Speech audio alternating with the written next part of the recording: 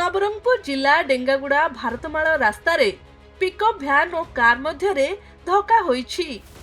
फलरे एथिरे जनकर मृत्यु होइथिबा बेले 3 जण गुरुतर होइछन्ति। मृतक हेउछन्ति भक्त प्रसाद महांती। सेहिपरि गुरुतर समस्तଙ୍କୁ नवरंगपुर जिला मुख्य चिकित्सालय रे भर्ती करा जाइछि। सूचना अनुसार उमरकोट ठारू वन विभागर 3 जण कर्मचारी नवरंगपुर को आसुथिले। तेबे आसुथिबा बेले विपरीत दिगरु पिकअप भ्यान सह सेमानंकर धक्का होइथिला। दुर्घटना परे समस्तଙ୍କୁ गुरुतर अवस्था उद्धार करा जाय जिला मुख्य चिकित्सालय को निया जाइथिला। सेठारे चिकित्साधीन अवस्था जनकर मृत्यु होइथिबा डाक्टर घोषणा करिसंती।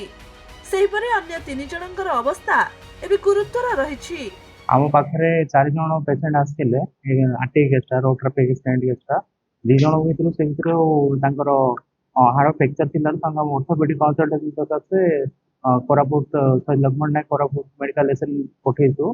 आउ जड़े पेसेंट गुरुतर अवस्था थे पेसेंट आसला बेलू हार्टबीट किसी नाला हार्टबीट तो ब्रडेड थे से तो आम मृत घोषणा करूँ। पोस्टमार्टम पठाई पुलिस इनफर्म कराई। गोटे पेसेंट से